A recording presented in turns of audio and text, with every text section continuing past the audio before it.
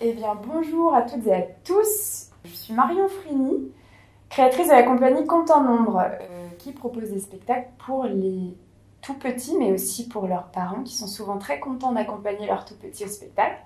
Et je fais des spectacles de théâtre d'ombre. Ce que vous avez vu au tout début de cette vidéo, c'est une vidéo que j'ai fait avec mon fils pendant le confinement au mois d'avril ou mai 2020 pour s'occuper, on a fait ça.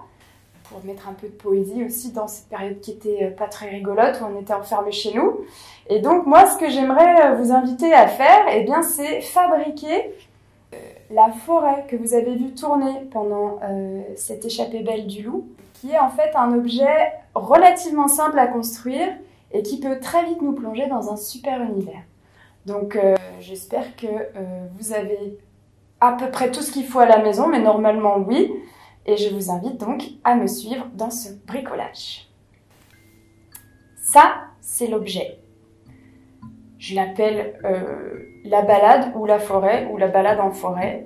Vu comme ça, elle n'est pas très jolie, mais comme vous avez pu le voir dans la vidéo, elle peut vraiment nous faire partir assez loin. C'est tout fait à partir de récup. Et donc, je vais vous montrer les différents composants de cet objet dont vous aurez besoin pour le construire. De un rouleau de papier essuie-tout, sans le papier essuie-tout bien sûr. D'un CD, je suis sûre que vous pouvez trouver ça quelque part au fond d'un tiroir. 5 piquets à brochette, d'emballage quelconque, plutôt grand quand même, plutôt paquet de céréales, d'un pistolet à colle, d'une lame, ça peut être un cutter, d'une règle, quand même d'un crayon. Si vous pouvez trouver chez vous une lampe, une petite lampe à vélo pour mettre à l'intérieur de notre balade, pour pouvoir avoir les ombres des arbres. Voilà, on a tout. Alors, pour commencer, on ouvre l'emballage de céréales, on prend le côté intérieur qui nous donne une grande page gris carton, sur laquelle on va dessiner notre forêt. Donc, on vous a mis en pièces jointes le dessin de la forêt avec les proportions à respecter, c'est très important. Alors déjà, on garde bien les petits volants du bas qui vont nous servir à coller notre forêt plus tard sur le CD. On prend 41 cm, alors peu importe hein, à partir de la gauche ou à partir de la droite, là moi je les prends à partir de ce côté-là, 41 cm, je viens marquer. En hauteur, il ne faudra pas dépasser les 17 cm. Donc à partir toujours de mon pli, là, du bas, je vais me faire une petite marque. Il ne faut pas que j'aille au-delà de cette ligne, sinon ma forêt sera trop haute et au niveau de l'ombre, ça ne rendra rien.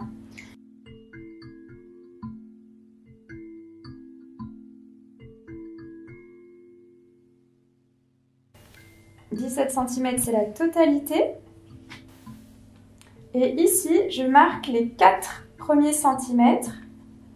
Ces 4 cm là, c'est la hauteur de l'herbe qui ne doit pas être plus basse que 4 cm parce qu'au niveau des ombres, ça ne marchera pas, ni trop haute, sinon on perd de la place pour nos arbres. Donc, c'est parti.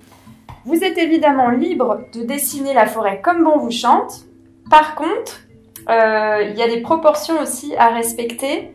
On doit mettre 5 arbres sur notre feuille, là sur nos 41 cm. Et vous voyez, il y a en fait une distance raisonnable entre chaque arbre. Je crois que là, on peut dire qu'il y a à peu près 4 cm à chaque fois. Ouais, c'est ça, entre 4 et 5 cm entre chaque tronc d'arbre. Alors, c'est parti. Moi, je fais toujours de l'herbe très rondouillette, mais vous pouvez aussi faire de l'herbe plus pointue. On va faire des troncs assez larges aussi, de façon à ce qu'ils tiennent mieux debout. Celui-là, c'est l'arbre brocoli, qui ensuite, hop, va vers l'arbre malabar. On continue à faire un peu d'herbe dodue et on va sur l'arbre de bébé chouette. Si vous connaissez bébé chouette. vous savez que son nid, il est en haut de cet arbre-là. Et on arrive au sapin. Et on finit par le classique, le pommier ou autre arbre fruitier.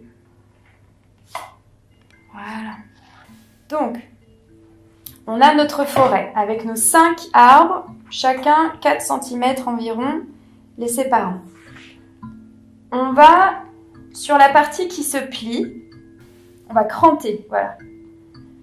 On va cranter, donc là je fais des espèces de V, comme ça, pour me préparer ensuite à les découper. Et pour savoir quelle partie je vais couper, je vais colorier tous mes triangles en noir. C'est eux que je vais découper ensuite. Ensuite, on va passer au découpage. C'est bien d'avoir une lame bien aiguisée. Au ciseau, vous pouvez essayer. C'est pas impossible au ciseau, mais il faut quand même être très agile et penser à faire des formes peut-être plus pointues si on va vers le ciseau, parce que tout ce qui est ondulé est un petit peu plus difficile à découper, à la lame aussi.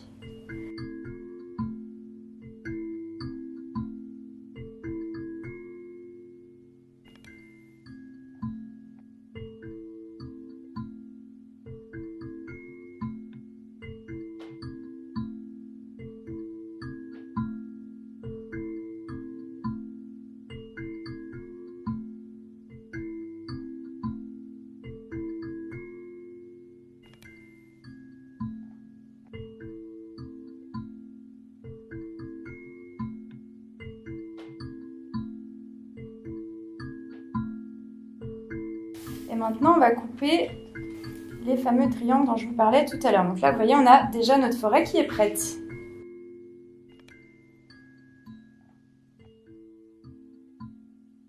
Maintenant qu'on a notre forêt découpée sur notre paquet de céréales ou autre, on va pouvoir le mettre sur, coller notre forêt sur le CD en circulaire. Alors, vous allez vite comprendre pourquoi on a cranté. On va prendre notre CD, notre forêt, dans le sens que vous voulez. Moi, j'avoue que je préfère mettre les affreuses inscriptions à l'intérieur. Je vais poser mon CD, la tranche de mon CD, sur le pli, le fameux pli dont je vous parlais tout à l'heure, celui où on a commencé à cranter. Je vais le poser au tout début et je vais tenir là le bout de ma forêt et rouler pour venir enrouler ma forêt sur mon CD. Sachant que l'idée, c'est de venir coller au fur et à mesure, je vais coller mes crans sur le CD. Alors, je mets de la colle sur le premier cran. Hop. Et vite, parce qu'elle sèche très vite, je la mets sur le CD, j'appuie. Ensuite, je passe au cran suivant, je mets de la colle. Je roule un peu mon CD pour que ça prenne bien le pli. Et j'appuie. Et on va continuer comme ça, tout le long de notre forêt. Si vous n'avez pas de pistolet à colle, on peut imaginer utiliser de la glu, sachant que la glu va mettre plus de temps à sécher, donc ça va peut-être être un peu plus long de faire le tour.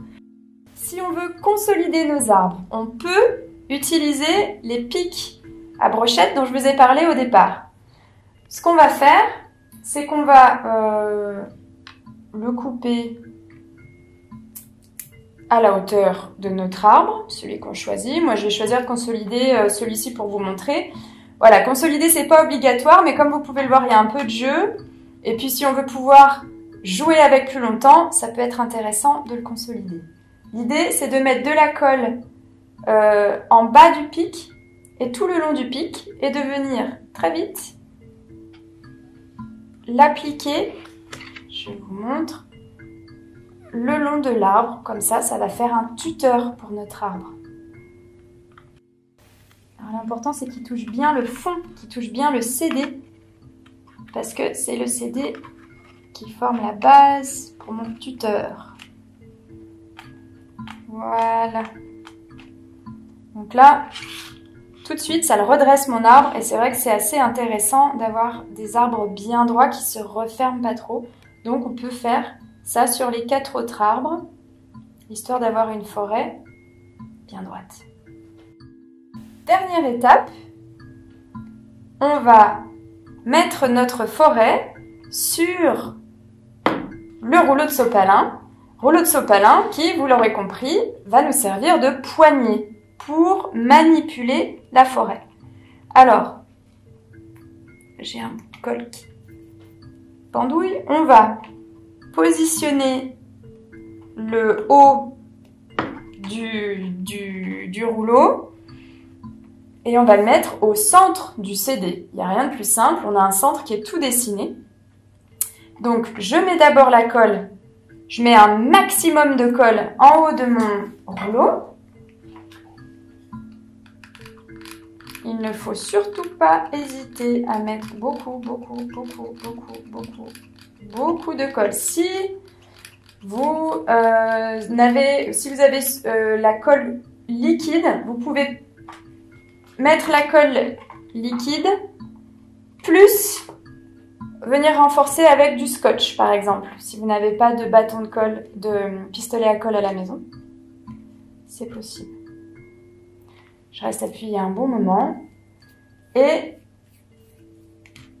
pour être sûr que ça tienne bien. Et la dernière étape, si vous le souhaitez, c'est pas obligatoire, sera de la peindre en noir. Comme je vous l'avais montré au début, voilà ma forêt. Moi, je l'ai peinte entièrement en noir. Ça n'a aucune incidence sur l'ombre que votre forêt fera. Par contre, je trouve personnellement que l'objet sera plus joli si on le peint entièrement. Ça peut aussi être dans une autre couleur. L'important, c'est d'utiliser une bombe. Surtout, ne pas utiliser de la gouache et du pinceau. Si vous venez peindre avec gouache et pinceau, ou aquarelle ou autre, votre carton, il va onduler, gondoler et vous n'aurez qu'une forêt complètement raplapla. Alors l'idée, ce qui est bien avec la bombe, c'est qu'elle fige et qu'elle va aider à avoir un carton encore plus épais et figé. Donc c'est pas seulement esthétique le fait de mettre de la peinture noire, c'est aussi de renforcer votre forêt, noire ou blanche ou autre, à la condition que ce soit à la bombe. Voilà. Là, je vous montre les différents personnages qui se baladent dans la forêt que vous venez de construire. Le loup qui, dans le conte dont j'ai tiré ces personnages, part se marier. C'est un conte qui s'appelle Le mariage du loup, qui est un conte tunisien qu'on a adapté avec des amis. Et les personnages que vous voyez ici sont dessinés par mon amie Sabrina, qui a dessiné ça, je trouve, d'une main de maître. Donc ici, on a le loup qui est articulé, qui fait « aouh » au début de l'histoire, et qui a son chapeau, parce qu'il s'est fait tout beau pour son mariage, sur le museau. Au milieu, on a le loup qui court à grandes enjambées pour retrouver sa bien-aimée qu'on trouve sur la 3e figurine, où ils sont enfin réunis pour se marier. Pour que la magie des ombres opère, évidemment, il va falloir mettre une lumière à l'intérieur de votre forêt pour que les ombres des arbres soient projetées. Donc moi, j'utilise une lampe comme celle-ci, qui est une lampe de vélo, et qui a l'avantage d'avoir une unique LED, donc ça fait une très très belle ombre. Donc l'idée, c'est de mettre sous ma lampe un morceau de pâte blanche qui va venir la fixer. C'est important que ma lampe ne soit pas trop haute parce que sinon elle va dépasser et elle fera pas l'ombre des arbres. Il faut qu'elle soit plutôt basse et qu'elle tienne dans nos 4 cm là. Je vais la poser au centre du CD. Ce qui est bien avec la pâte à fixe, c'est qu'elle peut tourner dans tous les sens sans tomber. Et on va l'allumer et pouvoir voir le résultat. Vous avez mis votre lampe au milieu. Vous pouvez maintenant l'éclairer. Éteindre toutes les lumières autour de vous et voir le résultat.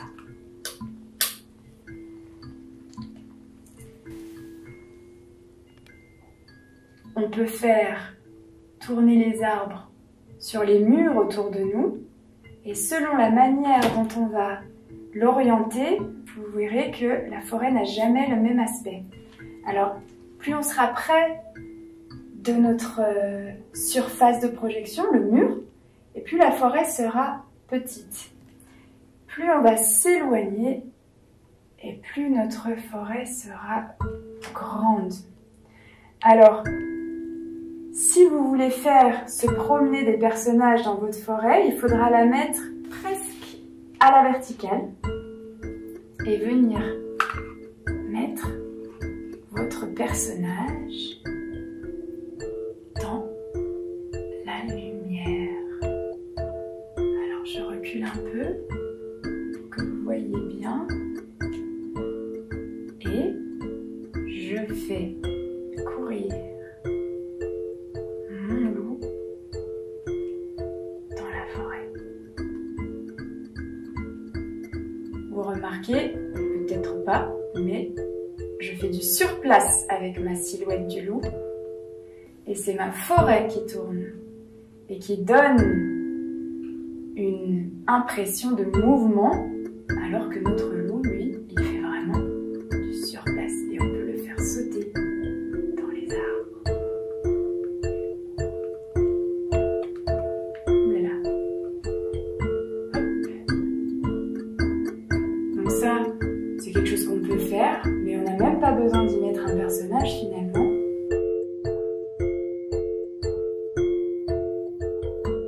Parce que on peut déjà faire tourner nos arbres de partout, même sur le plafond de la salle à manger.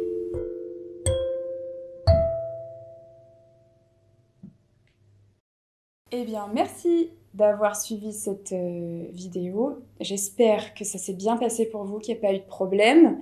Moi, j'aimerais bien voir ce que vous avez fait.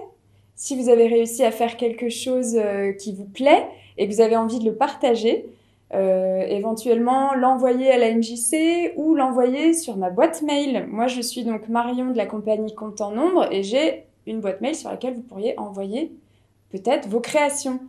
C'est compteennombre@gmail.com. Et puis si vous avez envie de voir les différents spectacles que la compagnie propose, je vous invite à aller sur le site internet de la compagnie, c'est compteennombre.fr. Merci beaucoup et bon bricolage.